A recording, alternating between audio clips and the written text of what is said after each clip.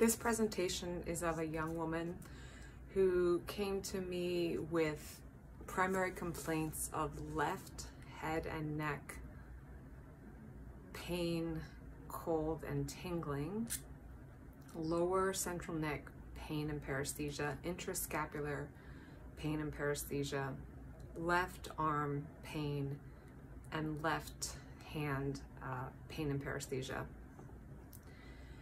At the moment when I met her, she was in an exacerbation.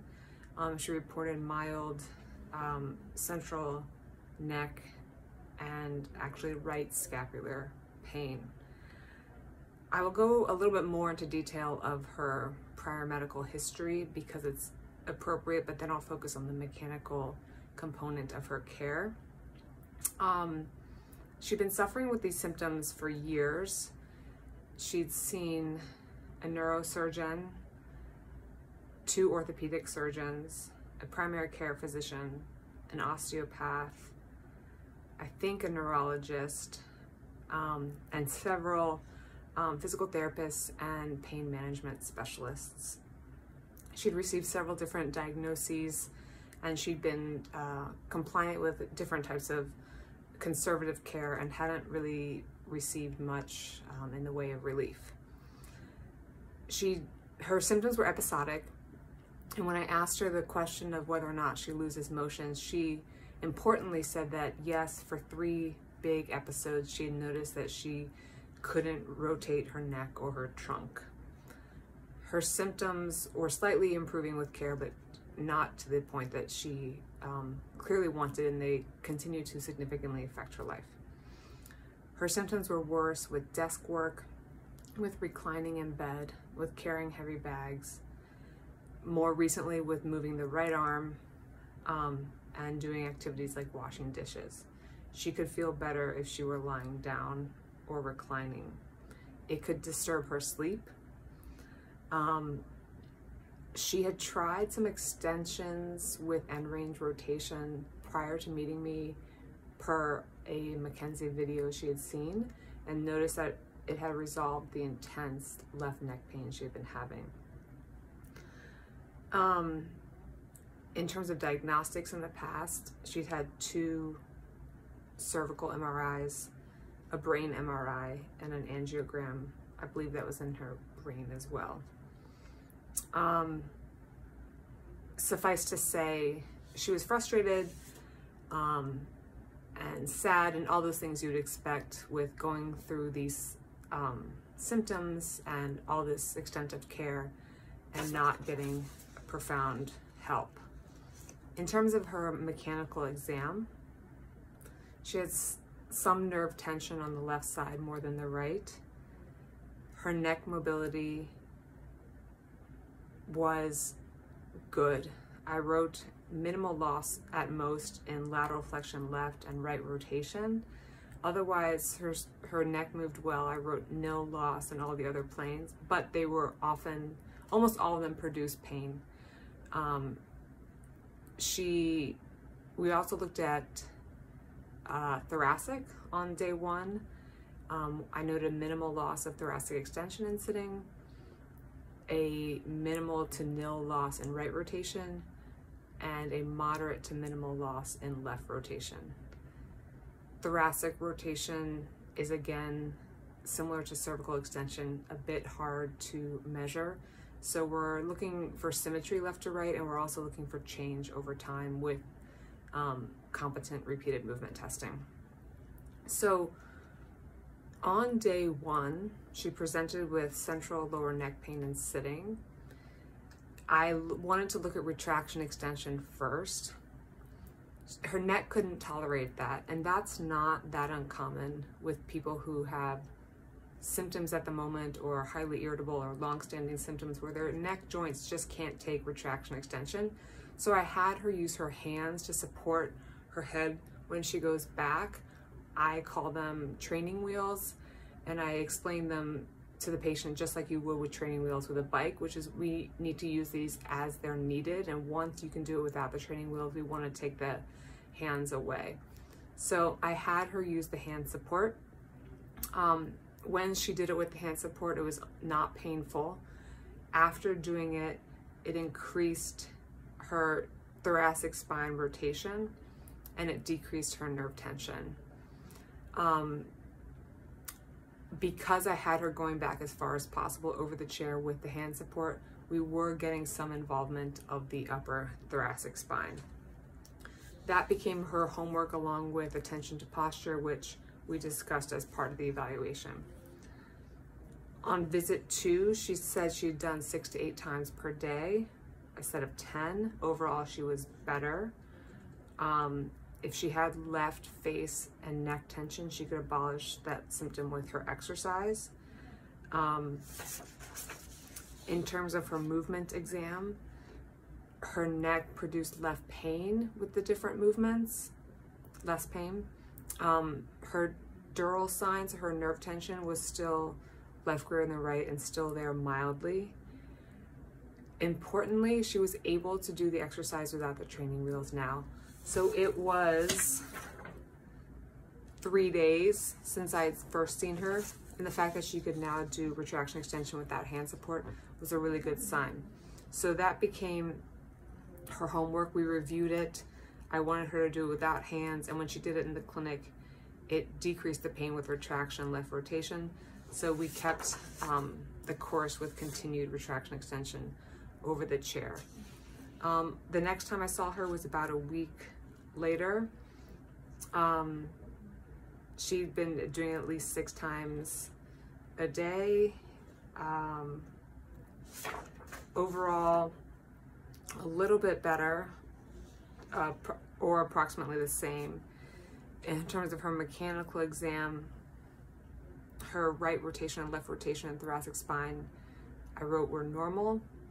Deep breaths, which in the past would cause pain, today were not painful. Neck movements were less painful. She was able to extend all the way over the chair without any hand support.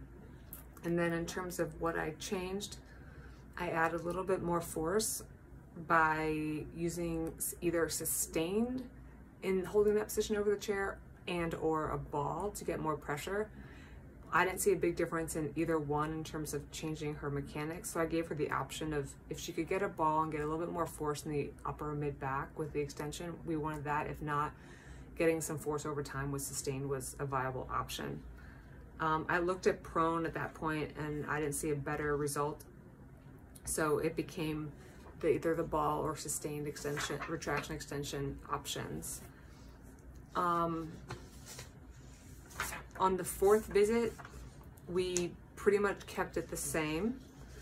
And then on visit 5, the hand, the face were better. She would still intermittently get the left face and neck tension. Sometimes the exercise would abolish it and sometimes it wouldn't. Still some mild dural signs. In terms of movement, the neck produced a lot less pain than it used to. Thoracic rotation stayed normal.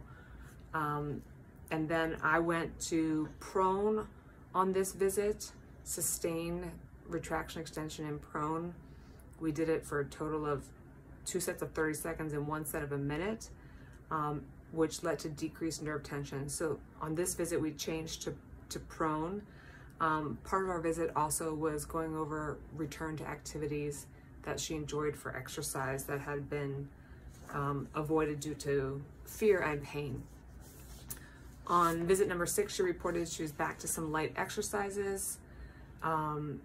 Neck mobility was still less painful, which was good, but it seemed like she was plateauing.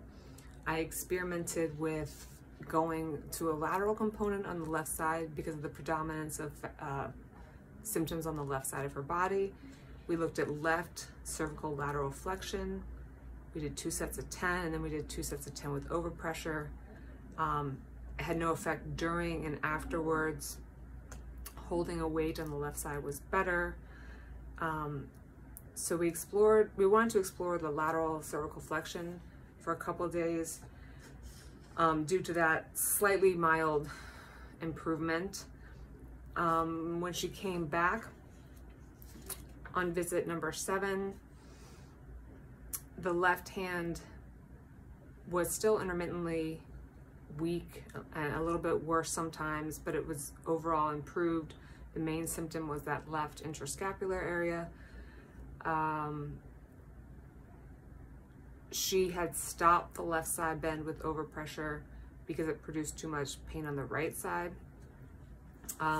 So that wasn't an extremely positive response at all. So I wanted to investigate more a lateral component in the thoracic spine. First, I looked at thoracic, more extension in supine over a half foam roll, which had no effect on her baselines. And then I looked at prone thoracic extension mobilizations. That was mildly painful when I did it and not better afterwards. Thirdly, I looked at thoracic rotation going left. We did about 30 sets of those. They would produce the hand and face symptoms and not get worse afterwards. And fourth, we went to right rotation of the thoracic spine. We did about 30 using clinician overpressure at the end. It would produce her spine pain, not making it worse afterwards. And then her mechanics there were better. The test that we had started using, which was holding a 5-pound weight, was better. And her nerve tension significantly was better. So right rotation of the thoracic spine, seated, grabbing the chair to get some overpressure, became her hold work. And I said if you could add more force to the sustained, to sustain the last repetition, that was ideal. We spoke after that, and she felt like symptoms had abolished. She was back to more exercise. And we talked about a maintenance program of, you know, trying to get back to extension if possible and using the right rotation as needed. We spent a lot of time in several of our visits, if not all of our visits, also talking about, you know, troubleshooting posture and looking over laptops and phones and ergonomics and chairs and desks and everything like that. So that was a significant part of her recovery, was just being more aware of, if your body can't take 8 hours of flexion a day, you know, how do we ameliorate that? How do we give it more extension or rotation or what it needs to get better? So this case, unlike the other ones I've presented so far, shows that we plateaued with extension, we plateaued with sagittal, getting a lot better, but not fully resolving. And then I looked at the lateral spine movements, which in the cervical spine can be side bending or rotation, and in the thoracic spine could also be side bend or rotation, but side bending in the thoracic spine is much less commonly used. So I've never used this successfully to resolve a derangement, but I do use thoracic rotation quite often. In my experience, thoracic rotation going left versus right based on symptoms is kind of 50-50.